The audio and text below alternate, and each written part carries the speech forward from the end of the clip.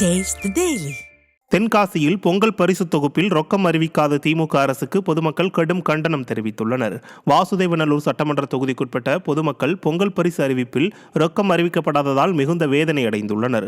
கடந்த அதிமுக ஆட்சி காலத்தில் அனைத்து குடும்ப அட்டைதாரர்களுக்கும் பொங்கல் பரிசாக 15 வகையான பொருட்கள் மற்றும் முழு கரும்பு 2500 ரூபாய் வழங்கப்பட்டதாகவும், தற்போதைய விடியா திமுக ஆட்சியில் 1 கிலோ பச்சரிசி, 1 கிலோ சீனி, முழு கரும்பு வைத்து எவ்வாறு பொங்கல் கொண்டாட முடியும் என்று மக்கள் கேள்வி எழுப்பியுள்ளனர். மேலும் பொங்கல் பரிசாக ஏழை எளிய மக்களுக்கு 1000 ரூபாய் கூட வழங்க முடியாத திறனற்ற ஸ்டாலின் அரசு எவ்வாறு மக்கள் நலனில் அக்கறை கொள்ளும் என தங்கள் கொந்தளிப்பை வெளிப்படுத்தி வருகின்றனர்.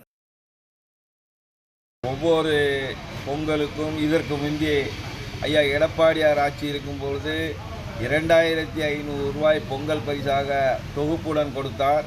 ஆனால் 5000 ரூபாய் தருவதாக சொன்ன திமுக அரசு ஒரு 500 ரூபா கூட கொடுக்காத சூழ்நிலையில் இருக்குது.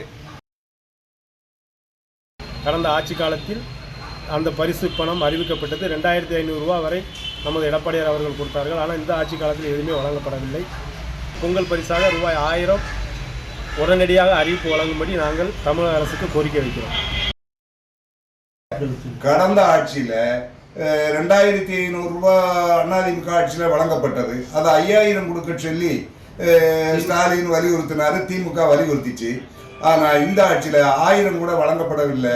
இது ஏழை ஜனங்களுக்கும் விவசாய ஜனங்களுக்கும் பெரிய பாதிப்பில் தான் இருக்குது.